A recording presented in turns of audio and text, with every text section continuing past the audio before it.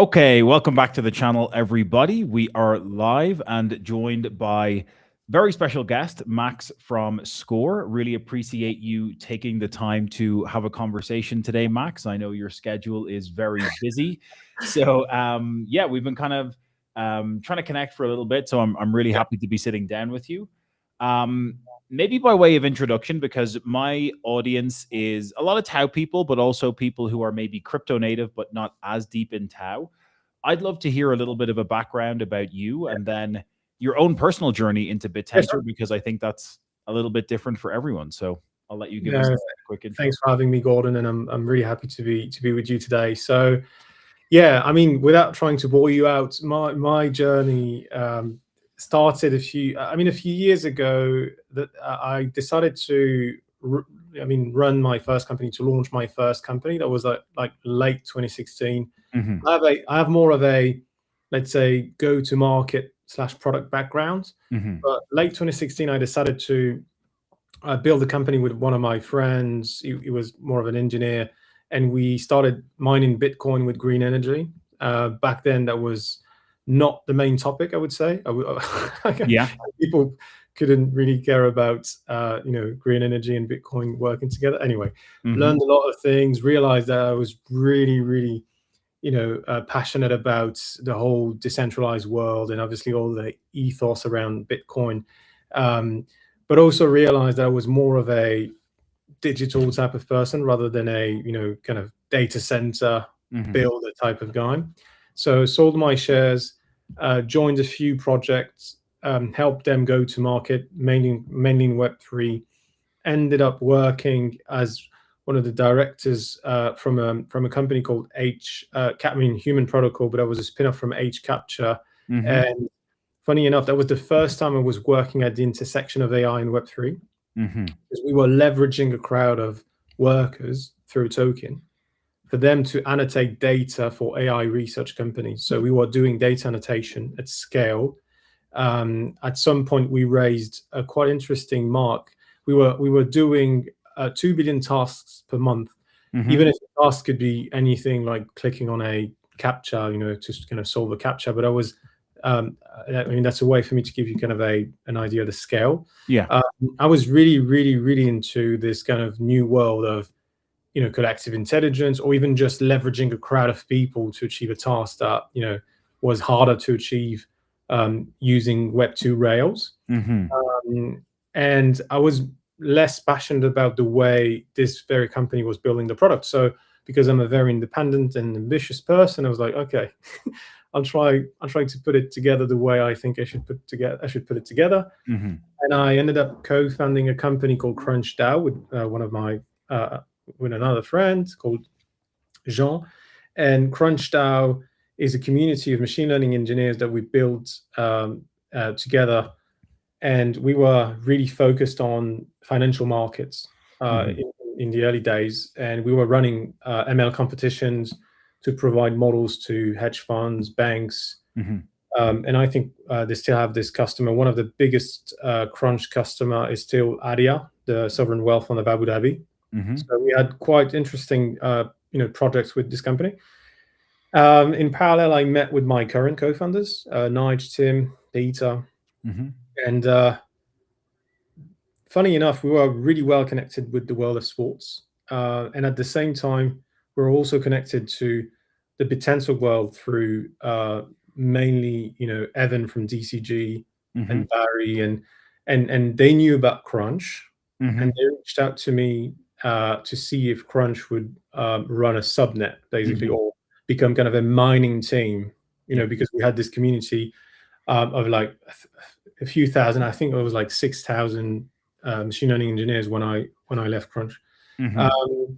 So we had a few conversations. We went back and forth, and then I realized that, from my early days in Bitcoin, Bittensor was pretty much the closest thing to this, from all fronts, from a tech perspective, from an ethos perspective. Mm-hmm.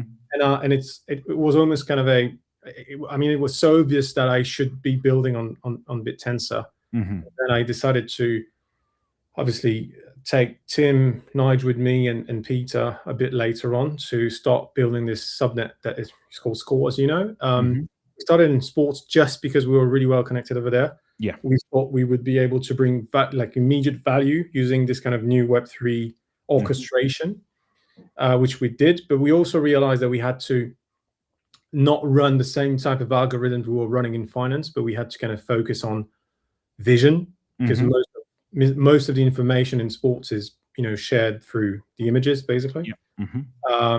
And we started working on one version of the subnet, realized that was not good enough, a second version, a third version, and then you just kind of get used to trying to just become better and better within this world of Bittensor, basically.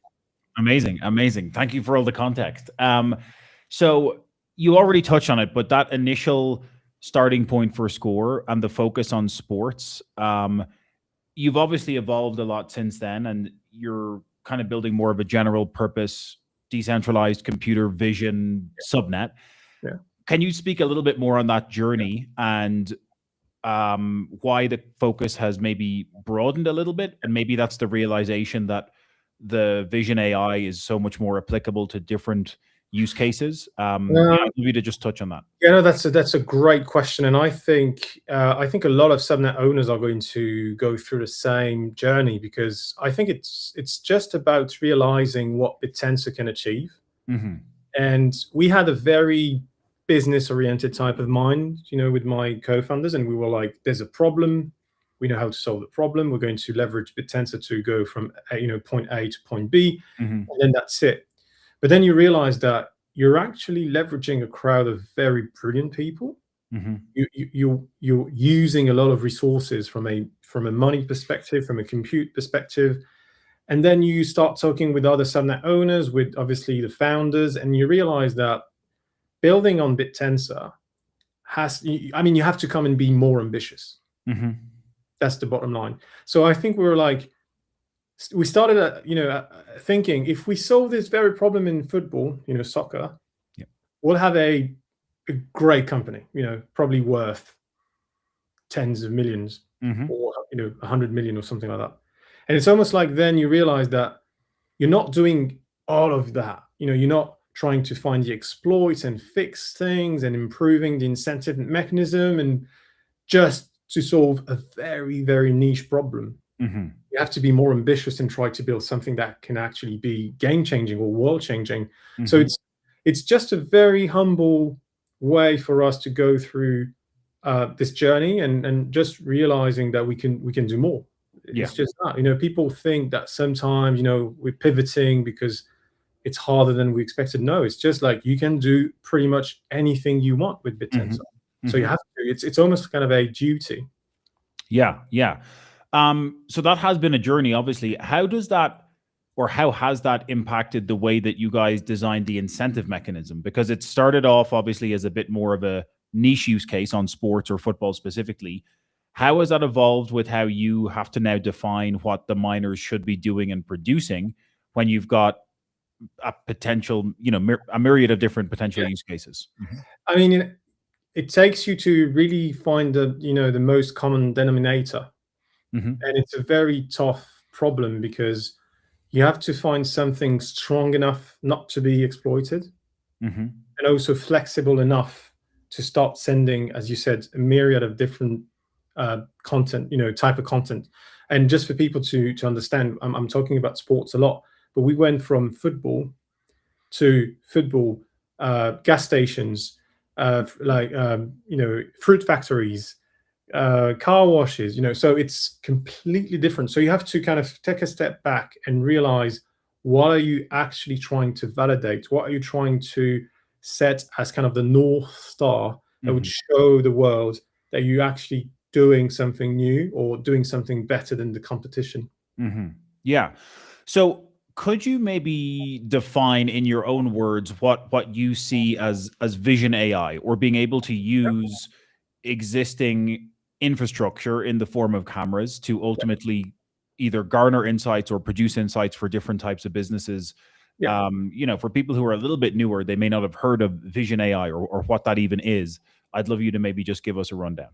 So I would say that vision AI is quite broad Mm-hmm. because obviously what you see currently is bounding boxes, and you kind of realize that cameras are tracking things on this on screen. But I think we should go beyond that, and obviously we're going to talk about what's coming next for us, but Mm-hmm. talk about that later. I see vision AI as a way to execute things in the allowing AI to execute things in the real world. Mm-hmm.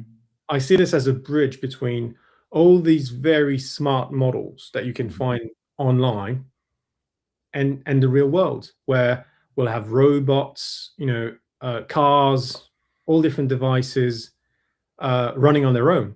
Mm-hmm. And you have to allow them to see the world around them, and Mm-hmm. also to act on what they are, surrounded with.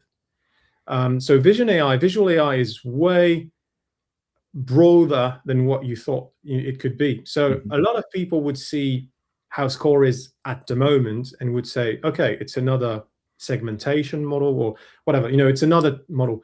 It's actually not. What we're trying to do is we're trying to have a subnet Mm-hmm. that helps,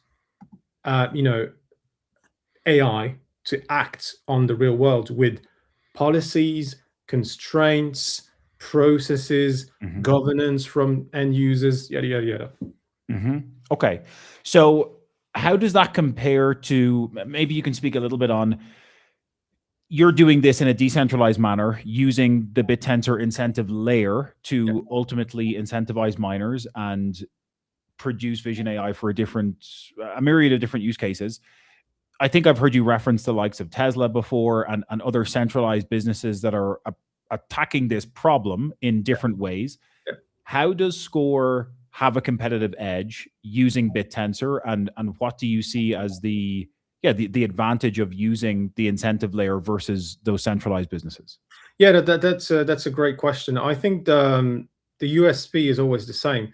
So it's always faster to build on Bittensor, even Mm-hmm. if it's hard to find the right validation mechanism.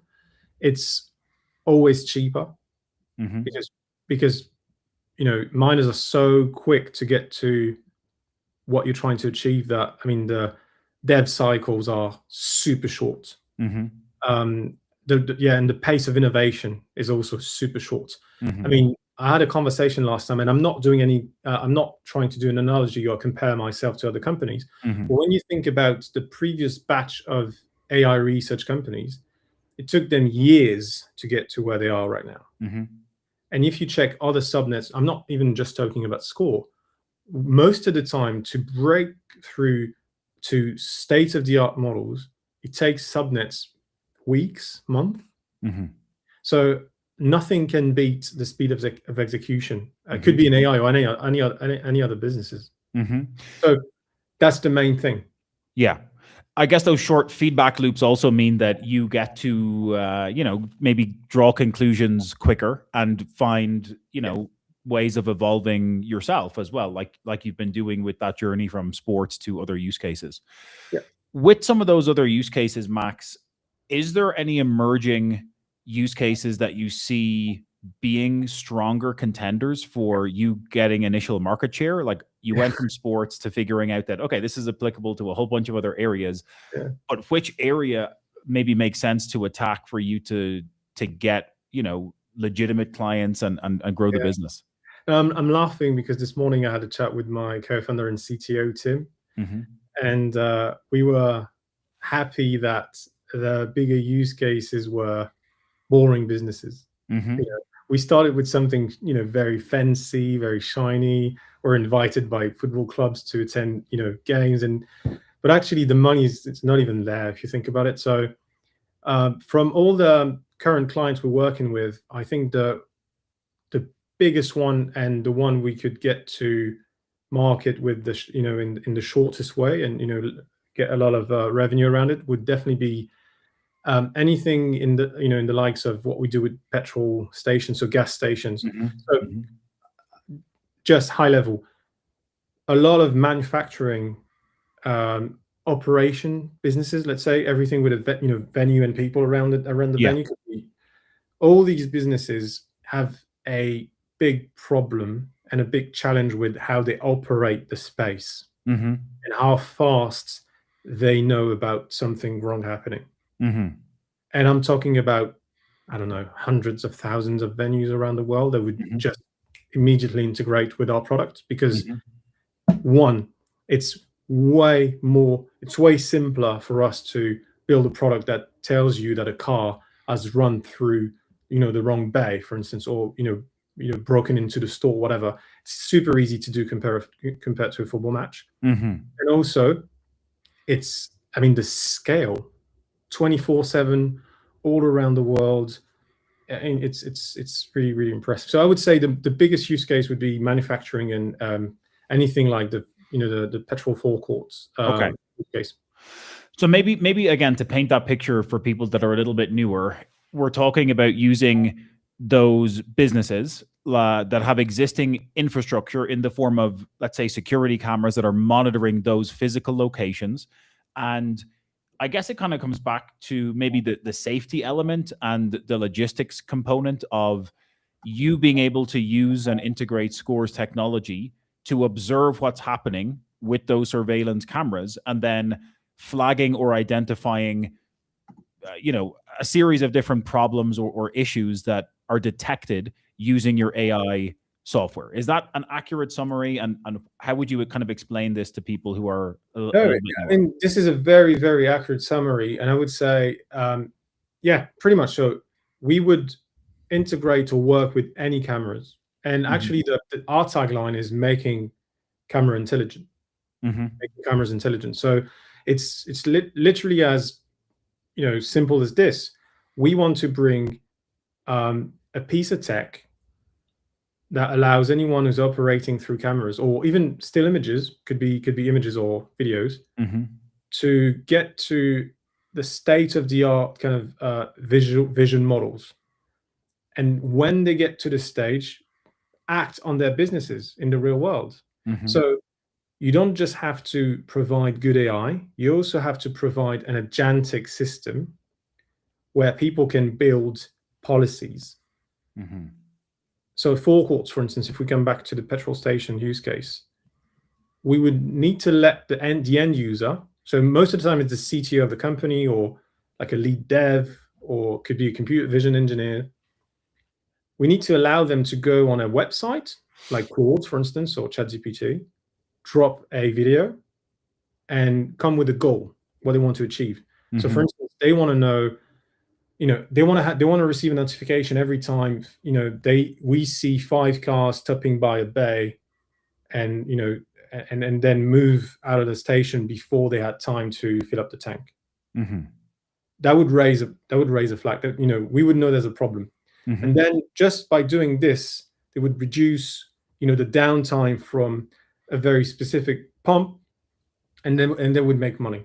But Mhm. you need all the agentic system to come and say, oh, that's a video of a petrol station, so then I know how to kind of frame the space. Mhm. I know what type of vision model I need to use to get the segmentation, the annotation, and then I need to understand what the end user needs. So then I'm going to ask other questions to the end user Mhm. until we get to the point where the end user can actually connect an API to their current stack and to their marketing or CRM or whatever. So Mhm. they get an email or a text message when there's a problem, for instance, and Mhm. reach out to the right person. So it's Okay. a full stack Yeah. that we're building. Yeah, that makes a lot of sense. Um, you mentioned getting those models to, a state-of-the-art vision AI type of uh, scenario. What does that look like today? And what is the roadmap for Score getting to a point where you feel you've got those state-of-the-art vision AI models? And maybe it's not that big of a leap. I'm not going to hold you to any timelines, but maybe just kind of contrasting where we're at today to where you see that being, later this year or in the next year or two. Yeah, so at the moment, obviously, as you know, we've been focusing a lot on football. So Hmm. we have a state of the art, thanks to the miners, by the way, we have a state of the art model Hmm. in football annotation and segmentation, and it took like less than a month for miners to uh, become state of the art, and Hmm. they even went above like an expert type of level.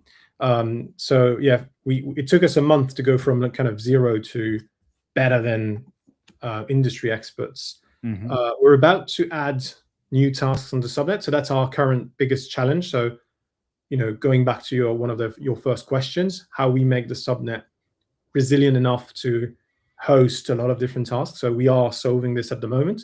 And next footage to come is going to be about cricket, where we think we're going to have the same journey with, as we had with football, petrol stations and all the different clients we announced, from, the fruit company and yada, yada, yada. But we believe that the subnet is going to become and remain this kind of model factory. So the subnet is a model factory. We have a product that people are going to use with the latest versions of our models. And when we don't have, for instance, if we don't have the model the end user need, we would create a new task on the subnet. Or if the models from the subnet is better, then we would just update the product with the latest model. Basically, it's a very simple feedback loop that we're creating. Okay, so that means that in future, if and when you get more football clients, you have the model that's already state of the art, that's in place. And it makes it easier to, I guess, sell them on the product. And if you get a client in a new industry, you'll go and incentivize the miners to create the new model that's state of the art for that specific industry. And we try to make it in a interesting way. I'm not going to say smart. I don't want people to feel like we're bragging about it, but we're breaking down models into elements, because we realize that, for instance, you could use some elements that you're using in football in cricket.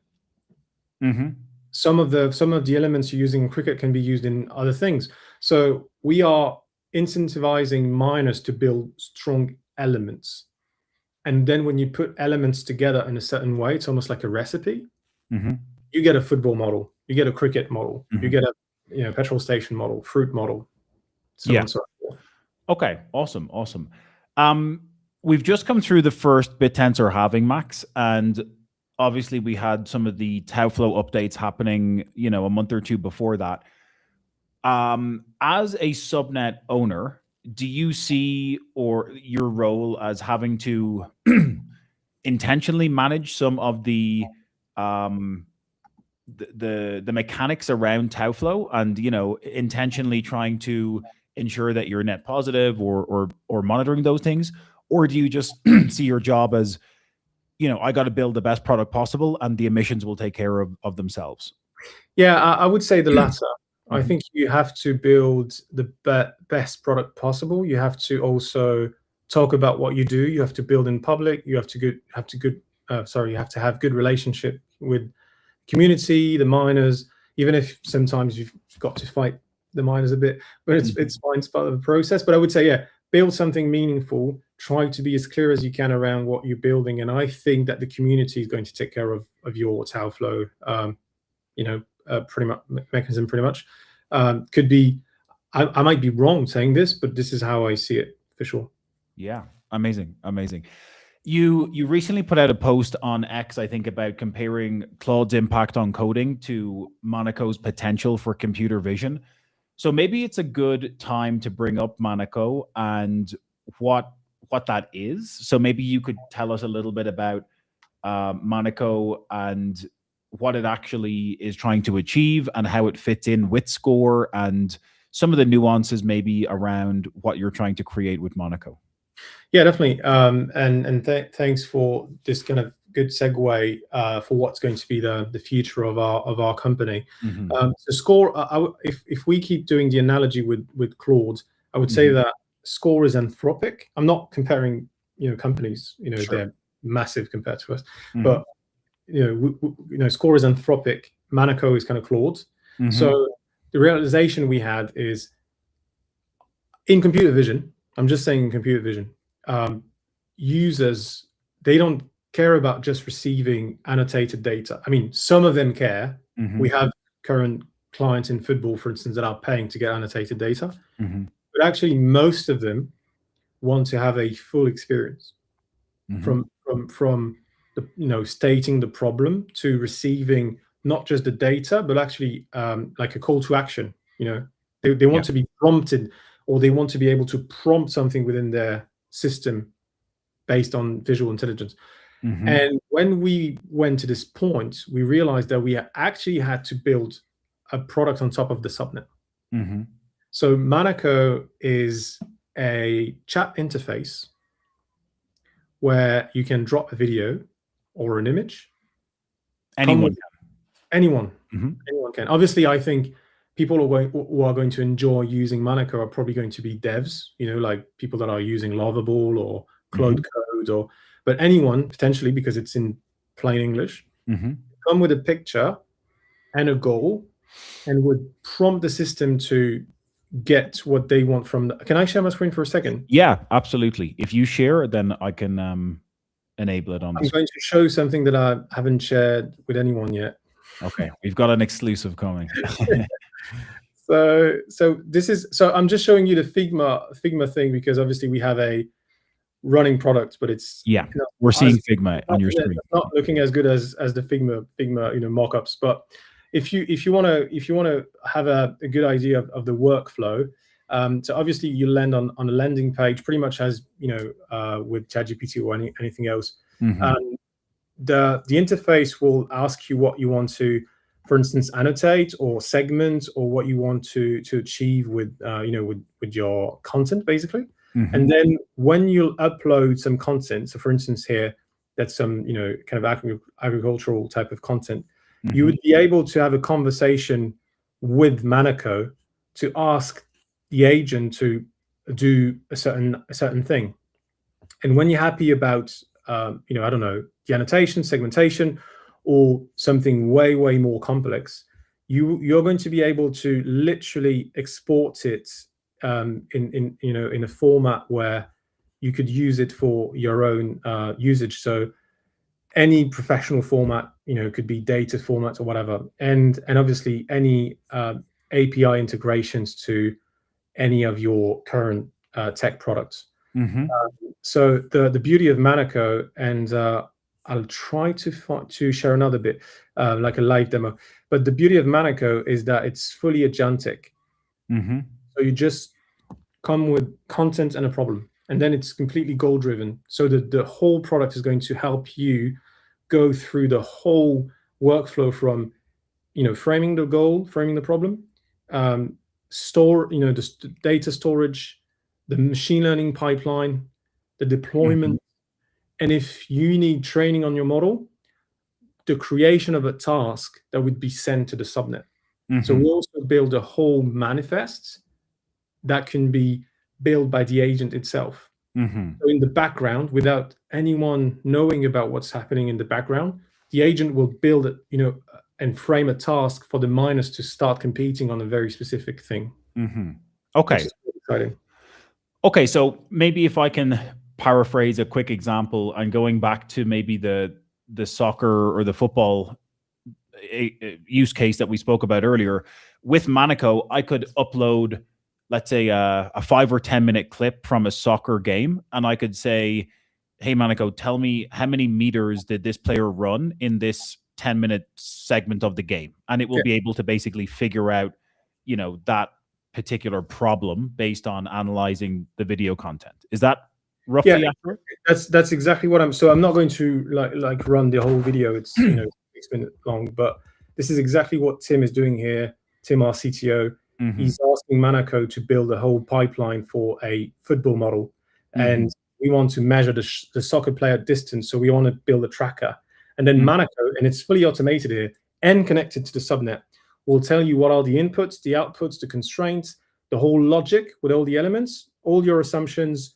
and how you do the pre-processing, obviously the compute you need, and the post-processing to get to where you want to get.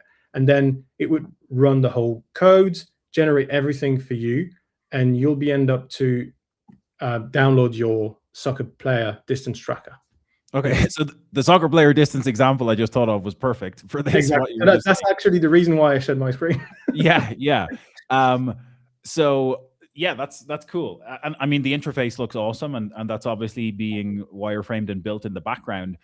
What else? What other maybe quick use cases do you envisage for that? Because it seems like it could be devs or everyday people who can tap into this?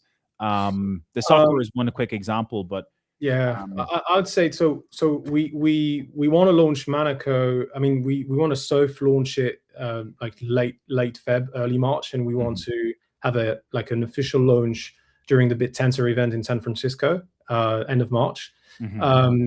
And around the launch, we're really going to focus on devs. So the whole, Twitter community of people that are actually doing some vibe coding stuff, all the people that are currently doing this, I think would love Monaco. The beauty of this product is also, as you said, anyone can use it. So maybe we'll have some, I don't know, soccer parents that are going to try to build something for their kids to, get some stats. I don't know, but that's not the main use case. The other thing is Monaco has been built by people that want to use Monaco. So our lead AI researcher, a leading Monaco called Dia, he was working at Tesla before. And he actually built with us something he would have loved to have access to when he was at Tesla.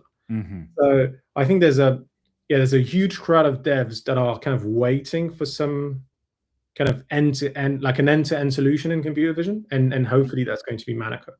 Okay, awesome. With the agriculture example you shared on your screen a minute ago, what would that look like, or what was the intention behind that example? Oh, so we actually have a use case with a winery, with a wine company. Okay. We're waiting to do the announcement, but basically what they do currently is they have obviously lots and lots of land, and they currently have people on motorbikes driving through the winery to check for some disease, that they really want to fight before it becomes like a catastrophe. So what we're going to do is we're going to use drone footage to have a score Monaco model to literally check the whole winery without having to ride through it, on motorbikes. Okay. And they're going to save a lot of time, a lot of money, and actually the people that are riding through the wineries are not going to lose their jobs because they're not employed just to do this. They're actually, taking care of the whole winery, so they'll have more time to do, other tasks basically. Yeah. And you can do this with crops. You can do this with cattle. Sometimes you need to kind of have a view of your cattle, and they're in a remote kind of location. Easier with a computer vision model. Yeah, I guess there's probably a whole host of unanticipated use cases that will emerge as well when people get their hands on the product. You might find that people start using it to, I don't know, analyze, like, that's the beauty of vibe coding, right? Yeah. And also, even if we're happy about how we kind of close deals with enterprise clients, we also want to get to the point where people, as you said, people use Monaco to do pretty much anything they want to do, and really not being kind of a bottleneck, because if we just keep selling to big corporations, obviously that's generating revenue, but on top of revenue, you also want to reach kind of a escape velocity where people are just using it, and you grow with them. Yeah, so you used the Anthropic Claude analogy for Score and Monaco. How do you see yourself balancing that then as you move forward? Because obviously Monaco will be maybe the more consumer dev facing product, and then you'll still have enterprise clients that you might want to be onboarding with Score. How do you balance that? So I would say Score is going to really be this kind of vision AI research company built around the subnet. Score is, and the whole company is Score, so to speak. So the subnet is still kind of critical and center. We think that we are, that's how we want to grow. So we want to find people that would become Monaco integrators. Because as much as we can close enterprise clients again, I think if you want to scale, you have to, onboard, I don't know, 10 new clients a day or 100 new, whatever. And to achieve this, you need people, you need human beings. So we're about to launch kind of a campaign to find agents, like commercial agents or Monaco integrators that we could onboard and that we could train on Monaco, so they could locally find large corporations that would use Monaco. Mm-hmm. Okay, so that'll be part of like the go-to-market strategy for Monaco. Yeah. I'm assuming, and maybe you mentioned this and I just missed it, but Monaco will be using the subnet as well to completely. Completely. So it's a closed loop. Yeah. It's just that we just figured out that we could use like the best model we currently have, at any given time, to deliver for our clients quicker than if they were always plugged into the subnet, if that makes sense. Mm-hmm. But just high level, if Monaco makes money, then the subnet is going to make money. Yes. It's the relationship between the two is super simple. Monaco is just a way for us to sell the subnet output. Yes. And then obviously over a long enough time horizon, value should continue to accrue to the subnet alpha token as well, is the idea. And then the way I see this, and I had a conversation with other subnet owners, when I talk to end users, so Monaco's end users, they're Web 2, they're completely Web 2, they don't care about Web 3. Mm-hmm. I mean, they don't know if I'm paying AWS or a subnet. They don't actually really care, if that makes sense. They just want to achieve something specific. Mm-hmm. So as a business, instead of paying AWS or instead of paying Google Cloud, Monaco is going to pay the subnet. Mm-hmm. It's as easy as that. I mean, and I think it makes perfect sense. Yeah, absolutely. I think you've announced a couple of different partnerships over the past few months with other subnets. I think you can correct me if I'm wrong, but I think you're going to be using some leads from LeadPoet, for example, and a few other things. In the world of video, you've got other subnets like Video, and you've got storage subnets like Hippias. What is the potential for existing and new partnerships to flourish with Score, and do you see that as a critical piece for you to scale? Yeah, it is a critical piece for us to scale, and I think if you ask the question to LeadPoet or other subnets, every time Score can be the first subnet to collaborate with a new subnet, I mean, we jump on the opportunity. So we were actually the first team to go with LeadPoet, and we'll keep doing this. We already had a lot of conversations with Mog because he's been helping us since day one, and he's an advisor. And obviously, being connected to video, I never know how to pronounce it. Video, I guess, yeah. Or Hippias makes total sense for us. I mean, the best case scenario would be them being featured on Monaco. People having the option to store their footage on Hippias and also maybe compress their footage within the same interface through video. That would be amazing for us, and then we would push for it. Sure. Absolutely. You mentioned a little bit about the timelines and the expectations around Monaco, like ideally maybe looking to launch something towards the end of February, beginning of March. Maybe you can paint the picture of the roadmap, not just for Monaco, but maybe Score in general over, Q1, Q2, and what people can expect over the course of 2026. And maybe there's some things you can say and some things you cannot. Yeah, of course. But no, I'll try to give you, everything that I can share. So this week we're announcing our chairman. So we've appointed a chairman. Great background, mostly in finance. He spent like more than 10 years as a partner at Goldman Sachs. Extremely well connected in this kind of big, corporate world.